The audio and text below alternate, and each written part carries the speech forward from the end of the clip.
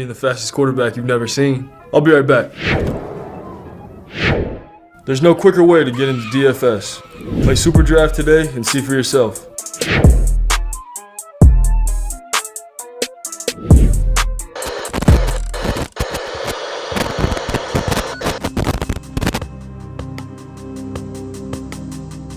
We're behind. They're all fired up.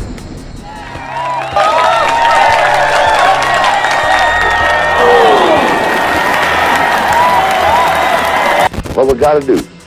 First place, our defense has got to go out there and take the ball.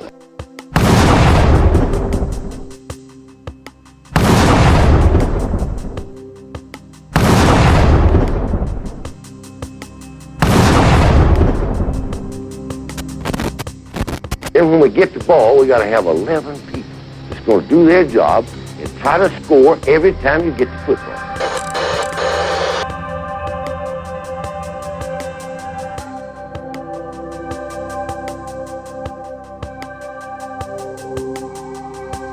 If we do that, we'll be all right. Do that, we'll be all right.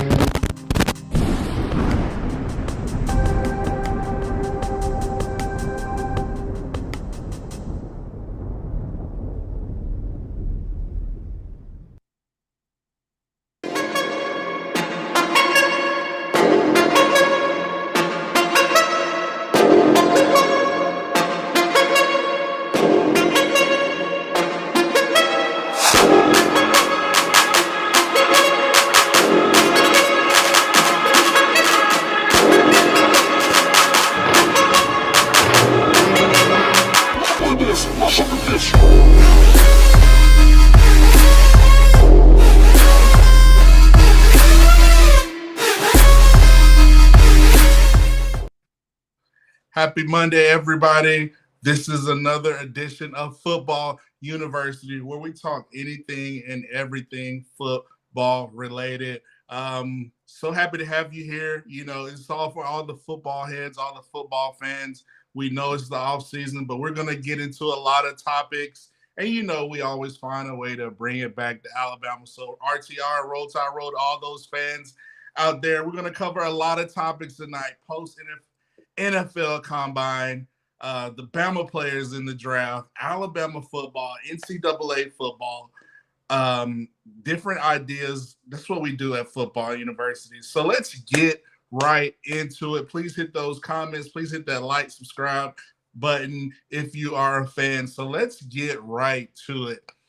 And we know the big weekend was with Bryce Young this past weekend, the NFL Combine. I know they were in Indianapolis.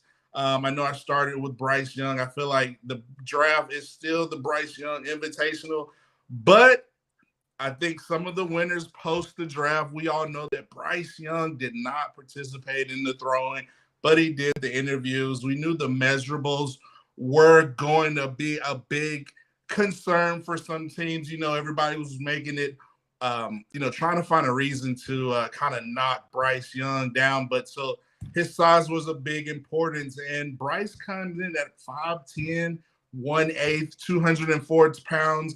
I think those are decent, solid numbers. You know, you see Bryce around other players. You know, he's not going to be the tallest player.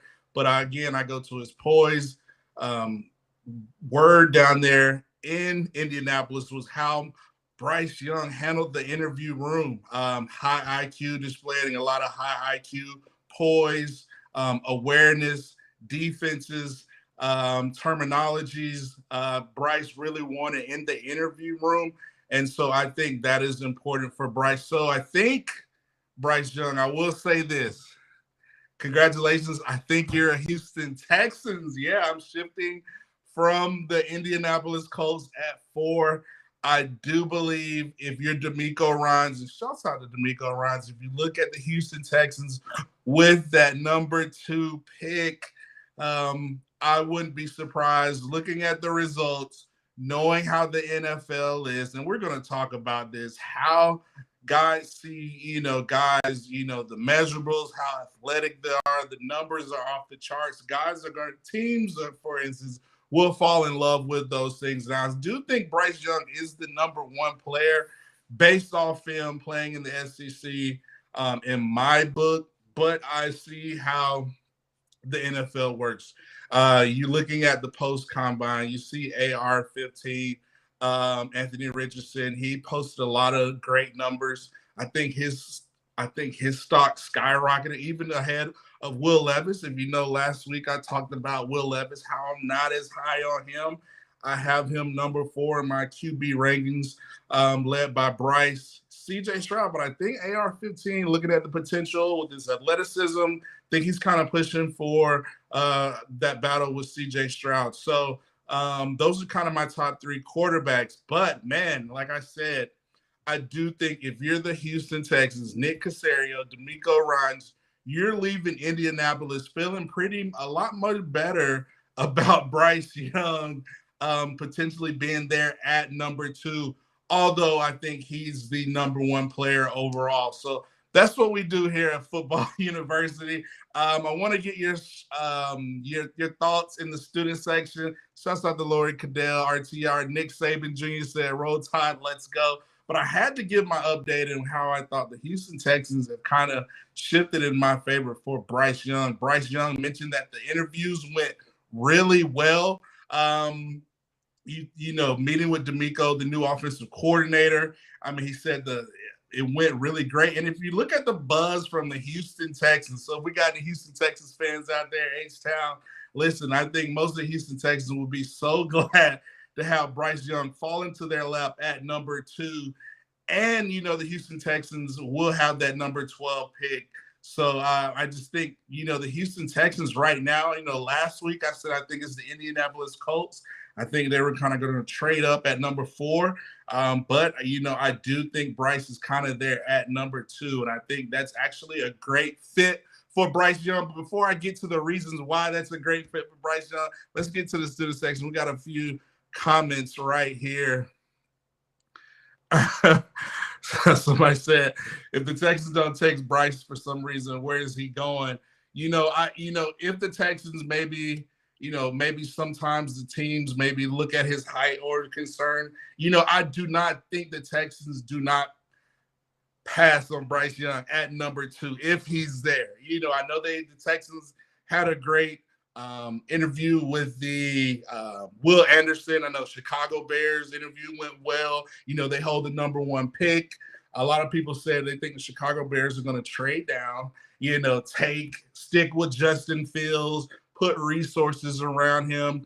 But I do think if somebody does not take Bryce, if the Texans do not take Bryce Young, but we're saying hypothetically, which I do think the Texans, DeMeco Ryans, Nico said, I think Bryce Young is a Houston Texans at number 2. But if let's say they don't take him, let's say they take somebody else, I think immediately at 3, you have the Arizona Cardinals. But at number 4, I would say the Seattle Seahawks with Pete Carroll, West Coast Bama guys, Sean Alexander, Russell Wilson, Bryce Young kind of already gets that comparison. Sometimes, Drew Brees. You would think at number 4, but breaking news broke a few minutes earlier. Geno Smith just signed 3-year deal. So it looks like they're out of the quarterback market right there at 4. I think if you look at you look at the Seattle Seahawks, I think they go with the Will Anderson if he's still on the board at that number 4 pick. But this leads me to my next point. Thank you, Lori Caddell, for that comment. Sleeper teams if the Houston Texans do not take Bryce Young. I got to think you look at number 8, the Las Vegas Raiders, led by Mike McDaniels. You look at Vegas, just win, baby. Al Davis, the silver and black at number 8. Josh McDaniels having the success he had with Mac Jones there at New England. You heard Mike McDaniels talk about Bryce Young is the best player as far as making the off-the-throw plays, great poise, great IQ, making the right reads, getting the team in the best play. He said none of the quarterbacks in the draft have that did it as good as Bryce Young. So Right there, I think you look at the Las Vegas Raiders, they're hearing about, Aaron Rodgers possibly being paired up with Devontae Adams. But if you look at the Las Vegas Raiders, they're at 8. The market, Vegas, the Super Bowl is going to be at Vegas. Josh McDaniels, you look in that AFC West division, who are they in the division with? The world champions, Patrick Mahomes and the Kansas City Chiefs. So they're going to have to play them twice a year. You look at the Denver Broncos, Pat Surtain, Sean Payton, Russell Wilson. So if you add a Bryce Young to that piece, I mean, that to me makes that division a lot more interesting. So if the Texans do not take Bryce Young at 2, I could see the Las Vegas Raiders trading up, maybe trying to get to that number 5 spot and grab a Bryce Young or the number 4 spot. So that's one team. Another team I think that is kind of a sleeper for Bryce Young, for the Bryce Young sweepstakes, we'll say. And these are kind of sleeper teams. I'm going to roll with the Carolina Panthers. I do think the Carolina Panthers, they're aggressive for a quarterback. I think they're looking for a younger guy, and I think they're going to find in the first round of the draft. I think they have the number 7 pick. They're in Charlotte. The Panthers, they had success with quarterbacks. I think they're looking for younger guys. The Carolina Panthers can be interesting, but I think the Carolina Panthers are happy at 7. And I think they'll be happy with the AR-15 or CJ Stroud falling, or maybe even a Will Levis there at 8. So to me, that's what I think. And that brings me to another sleeper team. The sleeper team, I think, is another one, is the Atlanta Falcons. I know it's crazy. Rise up. The Falcons fans, listen, you look at that division right there. I mean, come on. The Atlanta Falcons, you have, believe, the number 8 pick. I think I might have said that correctly. You look at the Atlanta Falcons. I got it all mixed up. Correct me. The Las Vegas Raiders have the number 7 pick. So that's my first dibs team to take Bryce Young. Obviously, the Indianapolis Colts, I think right then and there, if the Houston Texans do not take Bryce Young, Jim Irsay would be glad to have Bryce Young at number 4. Then the Vegas Raiders. And then my third team would be the Atlanta Falcons. Rise up. I know we got a Falcons fans in there. You're hearing a lot of noise about the Falcons and maybe Lamar Jackson. We're in the ATL. The Atlanta Falcons have been desperate for a big-time quarterback. They haven't had one since Michael Vick. The Matt Ryan days are over. But if you draft a Bryce Young, you know how he plays in Atlanta in the Dome versus in the SEC championship versus Kirby Smart. The guys were underdog and they went in and put on the clinic. But you look at the Atlanta Falcons at that number 8 pick. I mean, they could possibly trade up. They did it in the past. They wanted Julio, so they traded up for another Bama guy. So don't sleep on the Atlanta Falcons. And I think that makes noise in that division. Great comment, Nick Saban Jr. It makes noise in that division. You look at the news that broke today, Derek Carr going to the New Orleans Saints. And, people are up and down about Derek Carr. But, I think that's an upgrade for Derek Carr. They have James Winston. He can kind of be the backup or whatever. You trade him for some assets. But the Atlanta Falcons, I mean, they got rid of Marcus Mariota. You need a young quarterback. The Carolina Panthers, they're going to be in the QB market, and they are at they have their right behind you with the number 9 pick. So the Atlanta Falcons are a sleeper team, and I already mentioned the Carolina Panthers. So my last team that's sleeper, so keep the comments coming. Nick Saban Jr. said, go Bucks. The Bucks could be a sleeper team. But my next sleeper team is actually the number 6 pick. The Detroit Lions. If you're the Detroit Lions and you are sitting there at 6 and Bryce Young has not been drafted, and let's say the Texans don't pass him, but I do think he doesn't fall past 4. I do.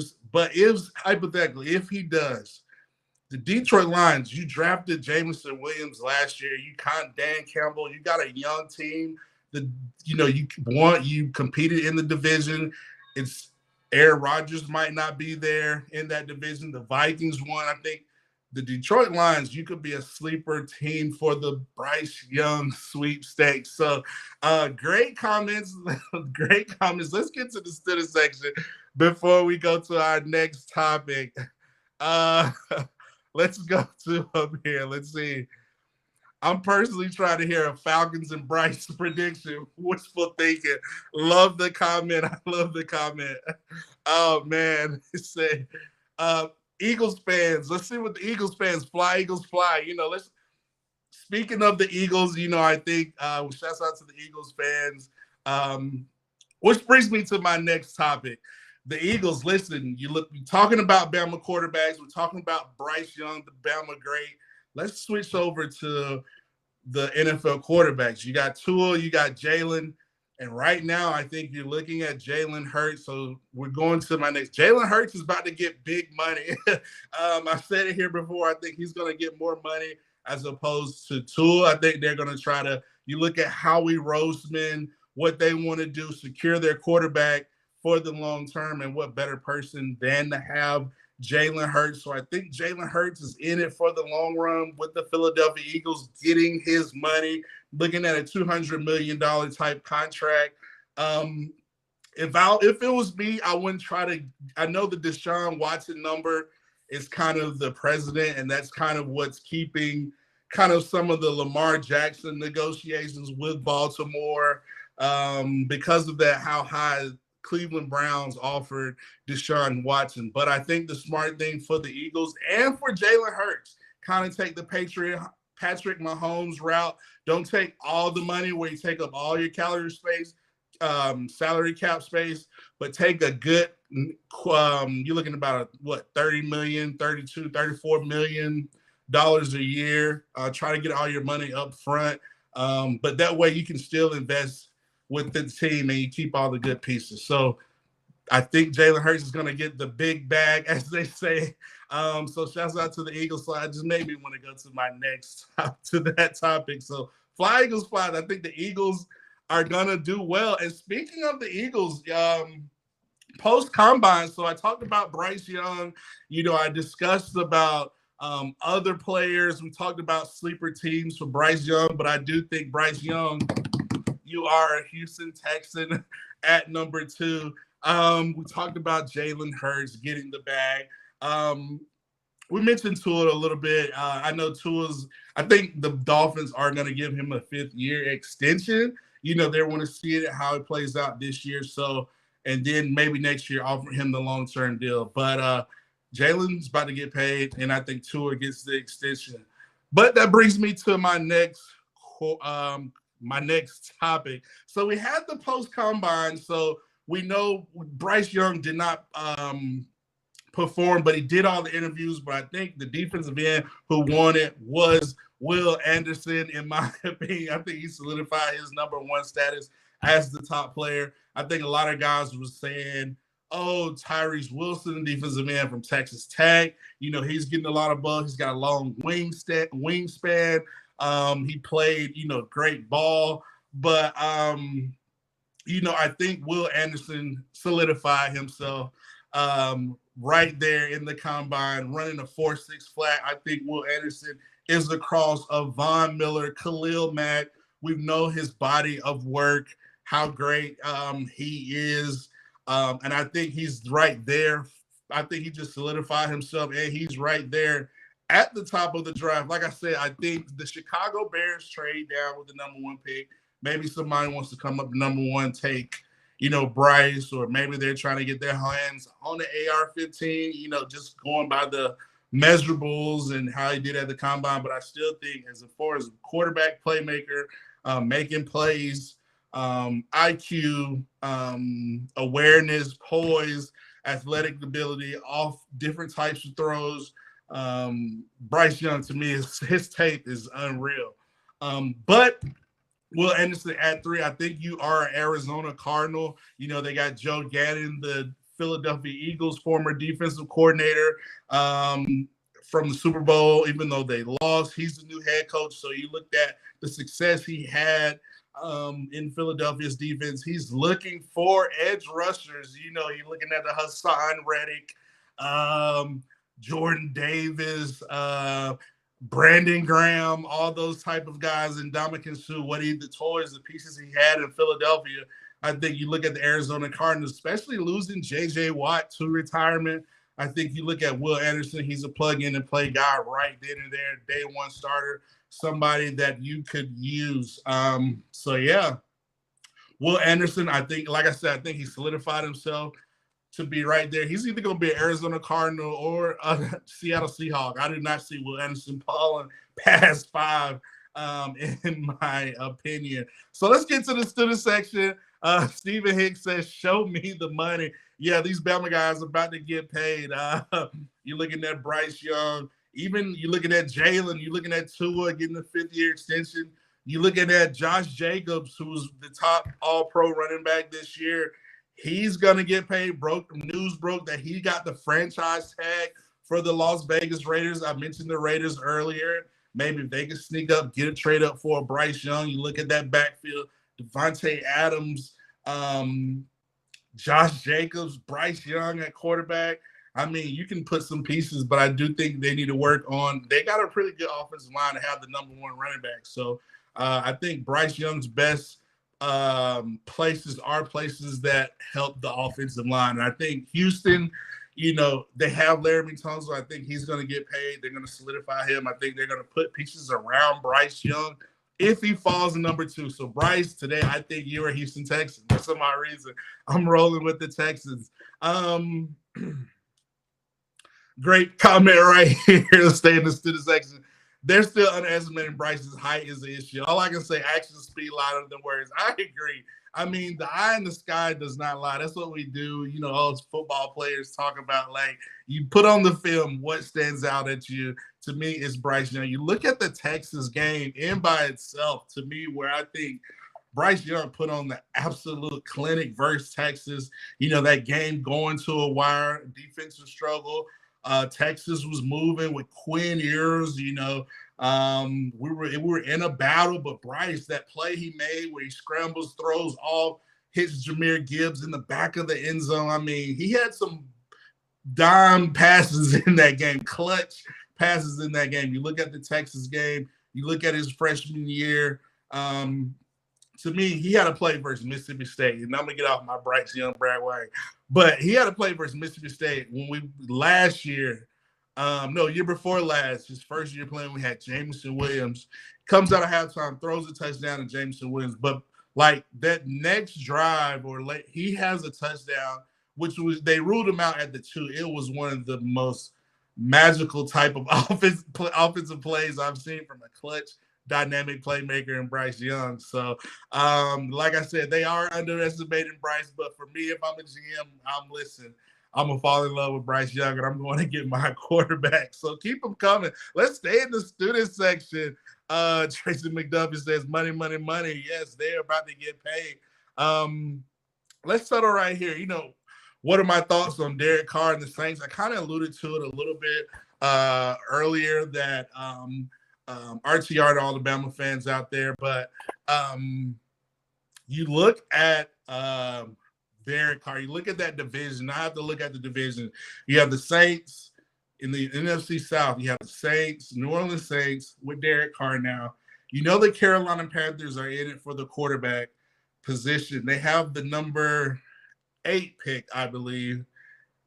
And no, the Falcons have the number 8 pick, and the Panthers are right behind them at number 9. So that kind of puts a little dynamic twist on things for the quarterback, because they're both, Carolina's aggressively looking for a quarterback. So I do see maybe the Panthers jumping ahead of Atlanta. I think you're going to have to, because you're going to have to jump 7, get ahead of the Las Vegas Raiders. But you look at that division right now, I think Derek Carr is the best quarterback. You look at the Tampa Bay Bucks, we don't know what they're doing.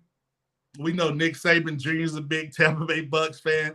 Maybe they try to go after Lamar Jackson, or maybe I think if I'm them, I'm going after maybe a Jimmy Garoppolo type deal. Familiarity, New England system, I think that would be a good fit. But automatically, you look at the division, I think you say Derek Carr is right now the best quarterback in the division. So that's why I said the Falcons, rise up, go get Bryce Young. You automatically have the best quarterback, and you solidify your future to compete and win that division with Bryce Young. But great comments. So let's since we're talking about, we talked about Derek Carr, we talked about Bryce, we talked about the division, the NFC South. Let's get to a little Bama stuff. Let's get to a little Bama football. Let's talk about. Listen, I had to just shout out Alabama since we're talking about the Bama players, and we'll jump back to the NFL because I want to talk about Jahmyr Gibbs, and I want to talk about Brian Branch. But listen, I'm ready for Bama football to commence myself. Let's just jump right in. I had to discuss it in the notes. So before we get into Bama football, we know spring training is coming up. We know the big topic is who's going to be the quarterback. You're hearing a lot of different things. I'm high on Miro, but I'm also just as high on Ty Simpson. I think he has elite arm talent. I'm going off, what I saw him do offensively when he came into the game. We're a little bit more aggressive, creative. He tended to distribute the ball really well. He's the son of a coach, so he comes from that pedigree. His dad, who coaches in Tennessee, he's put a lot of coaches in the NFL or collegiately, so his coaching tree is impressive as well. But, I'm excited. I think the question is going to be her and Jordan Battle. So we use, former Bama players. We're at the combine. Jordan Battle, Helms, Henry To'oTo'o, Byron Young, so many guys. But Jordan Battle, who I think is going to be a great pick, day 2 pick, he had an interesting comment. They asked him, how do you feel about the quarterback position at Alabama? And he said, I'm confident in those guys, Jalen. And then he says, I'm just as confident in Ty Simpson. So it's interesting dynamic. You're starting to hear a little bit more about Ty Simpson, as well as Jalen Miro. I think they both offer a lot. But with Tommy Rees, spring training is going to be very important. I think Coach Saban got coaches or coordinators that's going to get Bama to the Bama standard and being running the ball. So, but yeah, the question is who's going to – I think we're going to use both quarterbacks this year, especially early, probably before the Texas game or maybe a little bit after the Texas game, or during the Texas game, just to try to throw Sark and them off offensively and kind of present them. But the question is who's going to take the lead? I'm a huge – Top Gun fan, Tom Cruise, Maverick, all that good stuff. And, the quarterback, when they're flying the fighter jets, the F-14s or all that good stuff, they have somebody in the back as kind of their wingman or whatnot. So who's going to be? Is it going to be Milrose going to be the pilot? And Ty Simpson's going to be Goose? Or is it going to be Ty Simpson, Maverick, and Jalen Miro is Goose? I think it's going to be interesting to see. But I know a lot of people are speculating, but we do not know. We will not know until you hear what you said at practice, until the 8A game, and then college football. So I'm interested to see. I want to see these freshmen. So great point. I am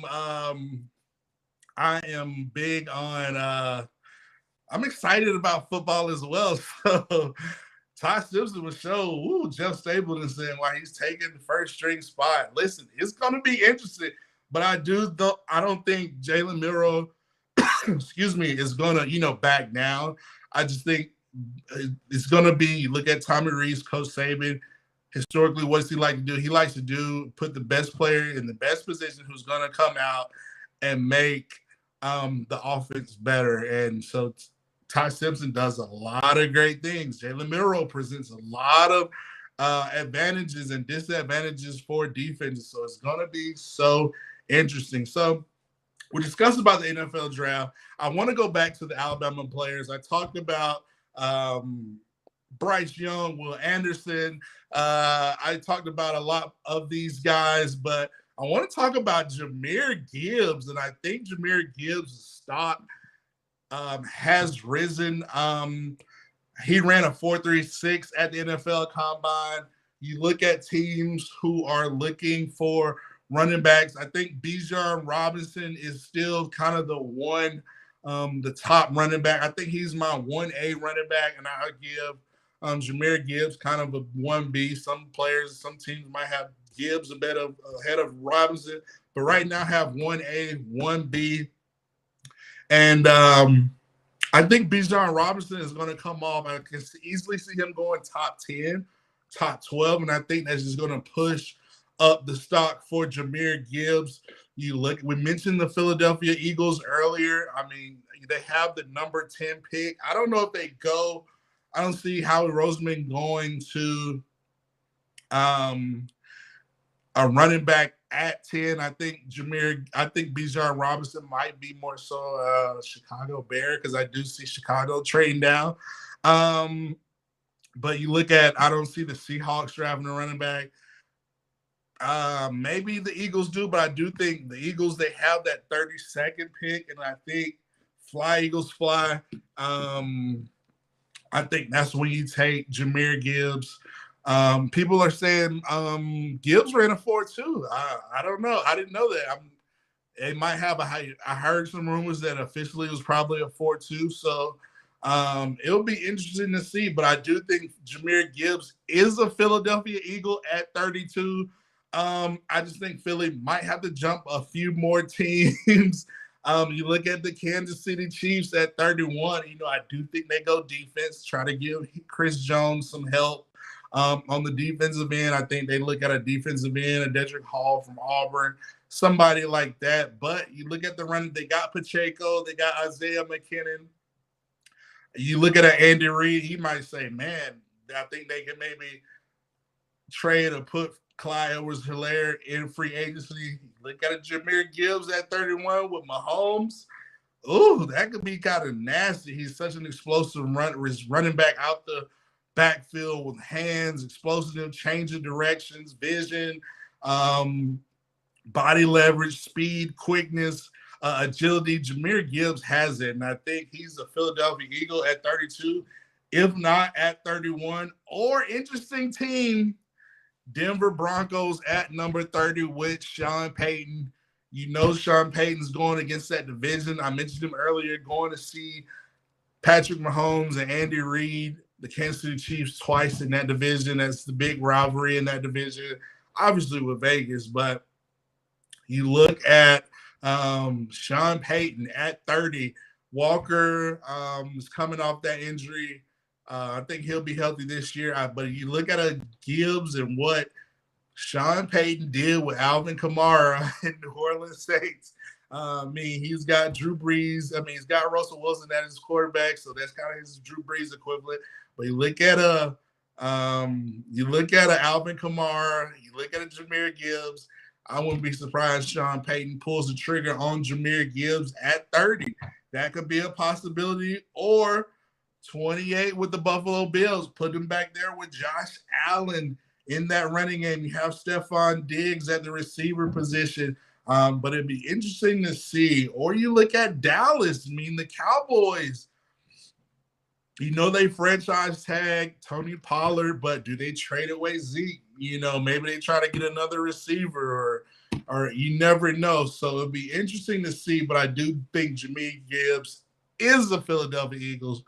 If not, he's a Detroit Lion at 30. If not that, he might be a Kansas City Chief at 31. But so interesting. I had to shout out him. Which brings me to my next player. So we talked about Bryce Young, top 3 pick. Will Anderson, top 4 pick. Jahmyr Gibbs, first round pick. How he could go up as early as 17, 18, Washington Commanders. But to me, my favorite pick, and we talked about watching film, Brian Branch is an absolute beast. And I think I've been saying it a couple times. Brian Branch is so versatile. He ran a 4.5, which is really fast in my opinion. A lot of people are going to look at 4.4s and 4.3s, but you look at Brian Branch, the guy can play nickel, star, money, safety, corner. Look at his game speed. Look at the punt return he had versus Louisiana Monroe, I believe. he was running way faster than the 4.4 on that. So his game speed is a lot faster than what he clocked at the 40. He might run again in the pro day, getting the 4.4s. But I think Bryce Young, Brian Branch, his tape speaks for itself. I think Brian Branch is a Philadelphia Eagle at 10.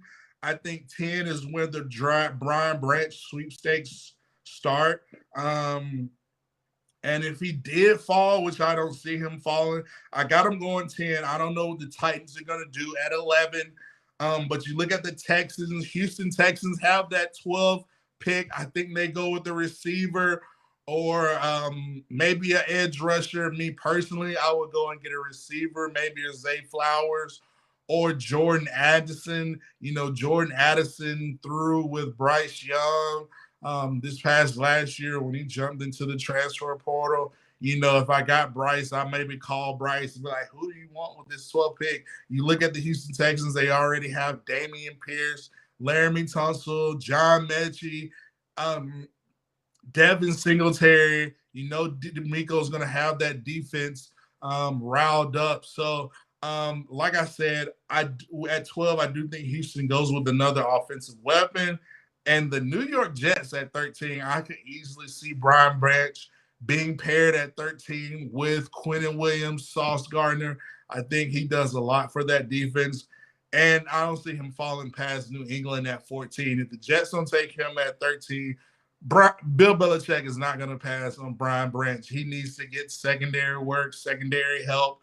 I think Brian Branch is just that elite of a talent. He can do so much. He's so versatile. So Jeff Stapleton said, what happened to Battle? Battle did well. It's just, you know, I think Battle made some great plays. You know, he could have came out last year, maybe been a higher pick, but he decided to come back. But I think he's a great value. You look at day 2 safeties. You look at the Saints. You look at teams who are trying to shore up their secondary, the Cowboys, trying to shore up that safety position. I think it's going to be a lot of right now, Jordan Battle is the top 5 safety coming out. But right now, number 1 on my board is Brian Branch. So Nick Saban Jr., I'm glad you brought this up. So let's stay in the student section before I go to my next topic, because this is actually leading to my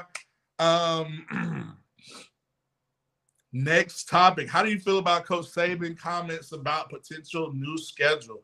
You know, I think Coach Saban is looking for, if y'all you don't know, a lot of news broke that saying Alabama's permanent. Well, first, let's lay it out. We know the SEC is getting Oklahoma and Texas in 2024. And we know the SEC is making a lot of changes because the college football playoff is going to a 12-team playoff. So we got that squared away. So the potential of having Oklahoma and Texas is going to lead to schedule changes. And so I know they have the schedule for this year, but going into the 2024 season with the addition of Oklahoma and Texas, we're going to have no more divisions. I think the SEC is having no more divisions. So you know how we have the SEC West and the SEC East division. They meet in Atlanta. They play. That's how you determine the SEC champion. But I think, if I'm not mistaken, the SEC is going away from divisions moving forward. I don't know if it's this year or 2024, but I think it's might start this year, but you have to correct me on that. But this is what we do, discuss this at Football University. And I think Coach Saban, the story came out that Coach Saban said, rumors have heard that Alabama's permanent opponents are LSU, Tennessee, and I think Auburn, or it's pretty strict. So it made me think about, you know, is the SEC with no divisions, can we get SEC parity? Can we get schedule parity?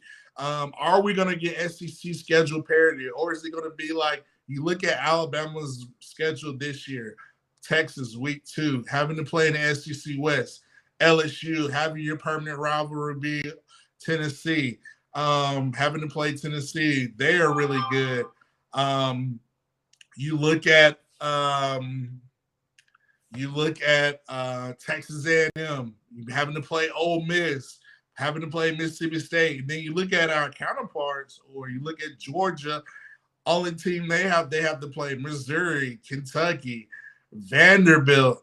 I mean, yes, they get Florida and Tennessee, but that's like their only two games where, like, so I think the biggest concern for Coach Saban is, can we get some SEC parity? Are we going to have parity in these schedules? And Saban want to know, who's coming up and making these decisions. And, Coach Saban, he's about his team. He wants to make the best decision. He wants to have parity. Saban's brought up 9 games regular season, which I think is good. I think the fans will love that. You go into a 12-10 game playoff. Maybe you reduce the schedules, take out your Northeast, West, and South Louisiana, your East, West, Northern Tennessee. Take away those games and just play 9 regular season games. You kind of shorten this. You kind of keep the length of the season in check. You play 9 SEC regular games. Whoever the top 2 teams play in the SEC championship, and probably in the 12-team playoffs, they're going to get a bye.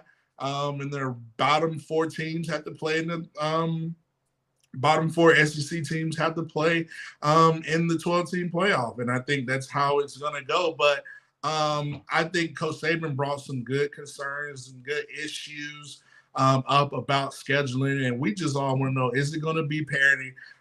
Or is the SEC going to be like, oh, Alabama, because you're Alabama, we're going to make your road so much harder. So it'll be interesting to see what SEC does.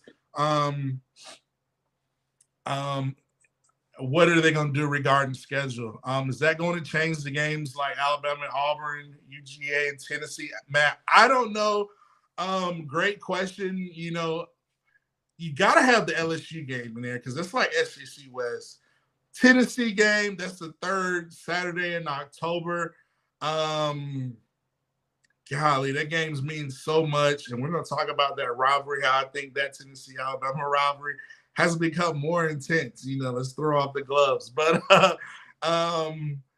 you look at LSU, you look at Tennessee, you look at maybe an Ole Miss, you look at a Texas A&M. Is Texas going to be, are we going to play Oklahoma? You don't know how it is. Are we going to keep the Iron Bowl on? We don't know how the schedule is going to be. But let's find out if we can come up with solutions here at Football University, because that's what we do. But I want to make sure the SEC has some type of parity. We know Bama's the biggest brand, but we need to have some type of parity. I believe we could do it. So why are we talking about the collegiate game? We're talking about Saban's comments on scheduling. I don't know if you heard, this is what we do at Football University. The news broke over the weekend, past couple of days, about how the NCAA proposed, the committee, competition committee proposed deals to propose rules changes to kind of shorten the game. And I'll bring that up. So they proposed rule deals, proposed rule changes in Indianapolis. Basically, they want to shorten the game. So you won't be able to call back-to-back timeouts. They want to try to shorten the game. And this is what we do at Football University. I came up with 2 solutions to how to shorten the game. To me, the most controversial call in the college game, in SEC officiating game, is targeting and pass interference. I think the SEC should maybe look, if they could make it happen. I think you have to do it across the board. But I know the SEC goes to look in Birmingham when it comes to controversial calls, and we know the umpire is looking through the review camera. He's making it, reversing and rewinding it, and getting input from Birmingham. I think to make it a lot better, I think where you can have consistency in the calls, which I think, because you have different umpires each game, each crew is different, each umpire is different. He might view a catch as different. He might view a targeting as different. In order to have some type of consistency, I think we talked about the XFL, how they run their model. They have a command center. I think that leads you to a way where you have consistency in calls. Like if there's a targeting call or there's a controversial pass interference, instead of us going over, waiting 15 minutes, seeing different angles of the review, um, seeing different angles of the review and the targeting call, let's just have the command center in Birmingham and they review the play and they say their results of the play. And if it's a catch, it's a catch. If it's a targeting, it's a targeting. But that way you have some consistency throughout the SEC call, to me, penalty calls. I think that if you do that, I think that can shorten the game. Excuse me. I told you they're proposing no more back-to-back timeouts. Also, they are penalties at the end of the first half. First and third will be so first down, they would have a running clock. So currently, if you get a first down, the clock stops, and then when they hike it or, the umpire winds it up, then you get you start the clock. So I think they're trying to shorten the game by running the game clock on a first down. When a first down is game, I told you currently the clock stops when the first down of the game and restarts when the offense is rewarded. So that's just how it is. So I think somebody said you can shorten all these commercials. We know they want commercials. You got to have commercials. They pay the bills. But, yeah, I just think if we can get some consistency on targeting and the pass interference call, kind of have a command center. I think if we can get consistency on those calls, then the game would go by a little bit shorter, and we can shorten the game. But I do think those proposals will help. I know some of this stuff goes back and forth, but interesting points, interesting points. Jeff Saban says, I heard about that shorter. Are we talking? I mean, you look at a game, a 2:30 kickoff comes on CBS. We watch it. It probably don't end about, 5:36 sometimes. But I think a lot of times we're wasting on the PI and the targeting call.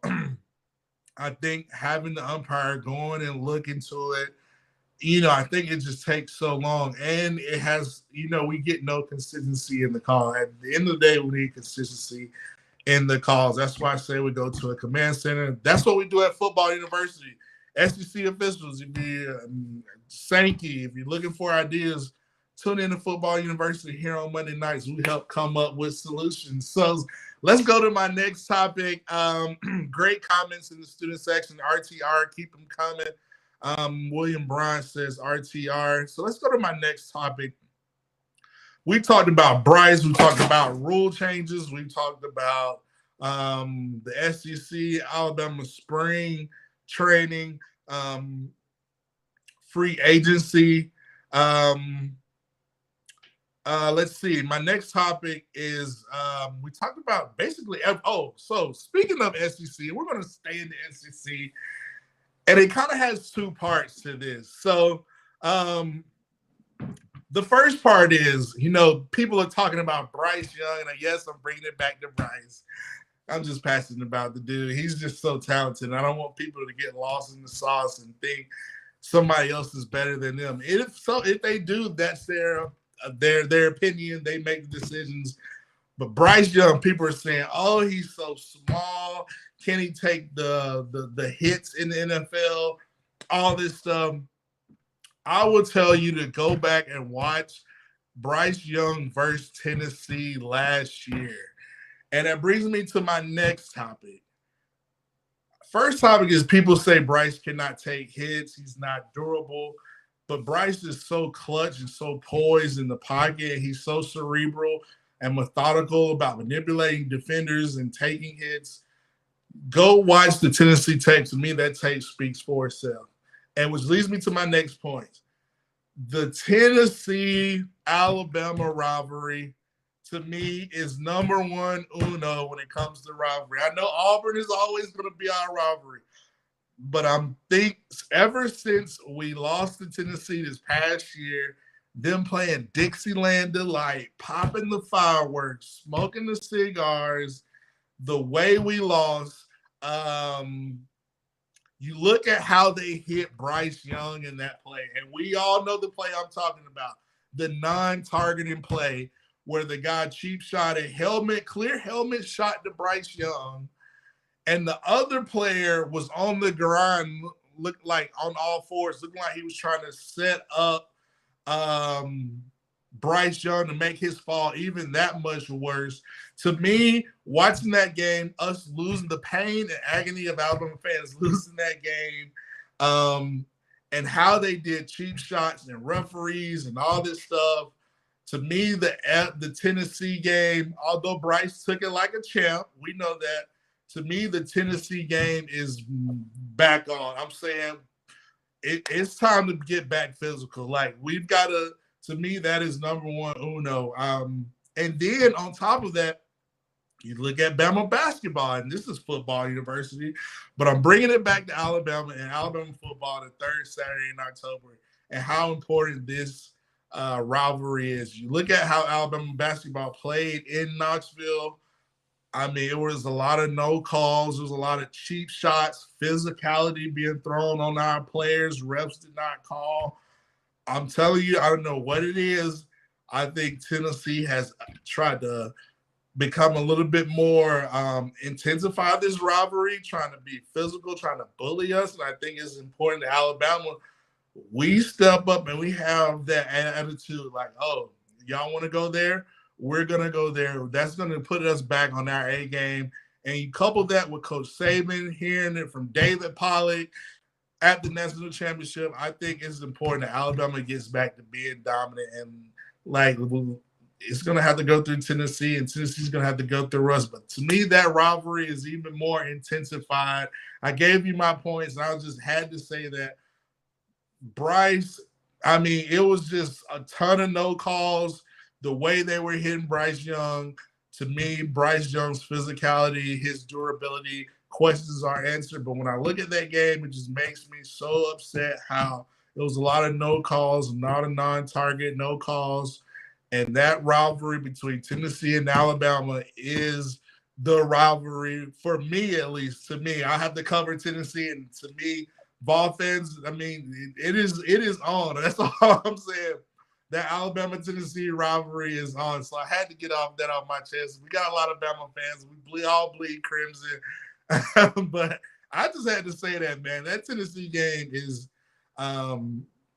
it's just, to me, it's just the top rivalry. Obviously, LSU, we singing in Dixieland Delight. Tennessee, LSU, Auburn too, you know. So those, but to me right now, I think the Tennessee rivalry is just that much more intense. So, I mean, we covered a lot of topics. Somebody found a way to bring it, but no calls on it, Bob. I mean, right. I mean, we found a way to bring it back to Alabama. But, yeah, man. Like you said, just say, if Bryce don't get hurt, Arkansas game would have been undefeated.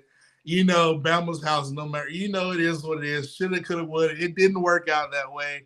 I still say we did not win the games that we should have. I think you look at all the talent we had. You look at a Brian Branch, a Gibbs, Bryce Young, Will Anderson. I think it falls on our coordinators that you look at Bill O'Brien, Pete Golden. They were either not prepared or we could not make adjustments. We got caught in not playing matchups, not running the ball enough, trying to pass the ball in crazy situations. To me, that's why we have Tommy Riz and Kevin Steele. Hopefully we get Pruitt as an analyst. To me, that's the reason. The Tennessee game, I know that's a big rivalry, but I will say the LSU game made me so upset as a Bama player, former Bama player, looking at our defensive packages, not putting a spy on Jaden Daniels, looking ill-prepared, not making adjustments defensively, playing soft, playing high on defense, missing tackles. To me, that made me – and then offensively, not running the ball enough, not getting the right call. I think it falls back on our coordinators. Whew, I had to let that off my chest, but yeah. Let's get back to the student section. It took home fans and refs for Tennessee to beat us by 4.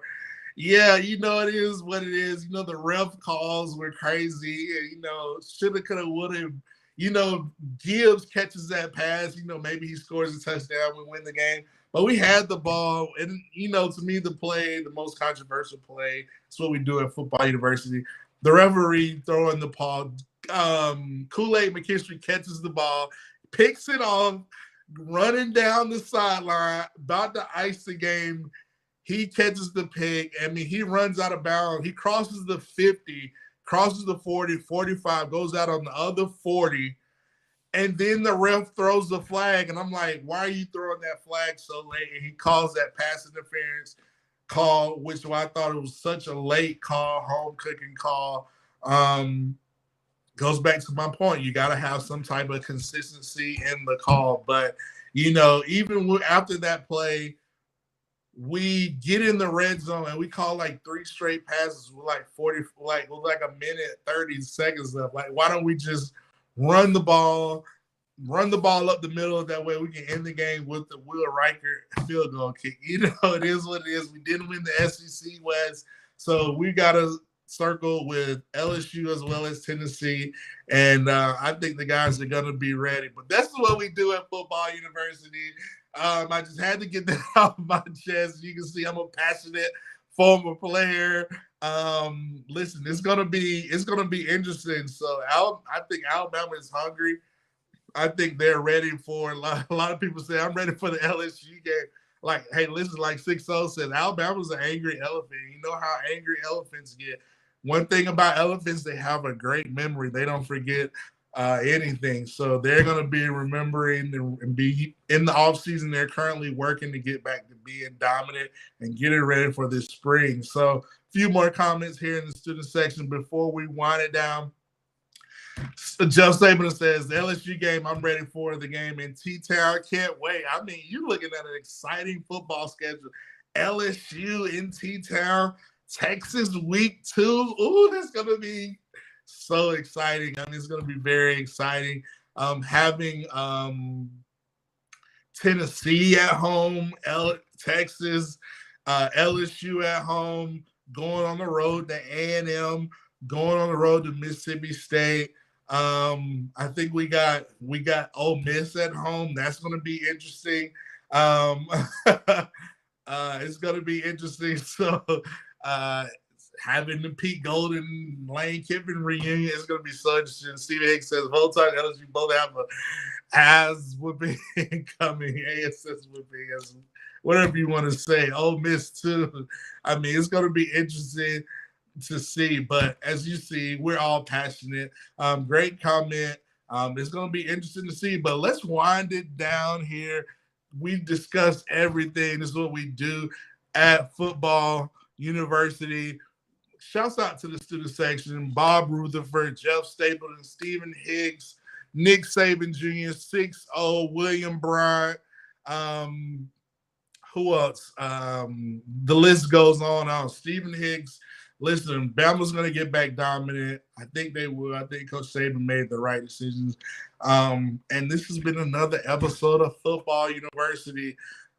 Shouts out to the student section. Hey, listen, we got football. Tune in next week. We're going to be discussing more about this college football. The closer we get to SEC spring training, the more we're going to talk about. I think maybe Auburn's already had theirs, but we're going to bring it up. Alabama's only a few weeks away. We're going to dive into some other positions. So it's March. Let's get excited. Tune in next Monday here at Football University with Caddell. I will see you next week. Roll Tide. Peace. Have a great weekend. Be safe.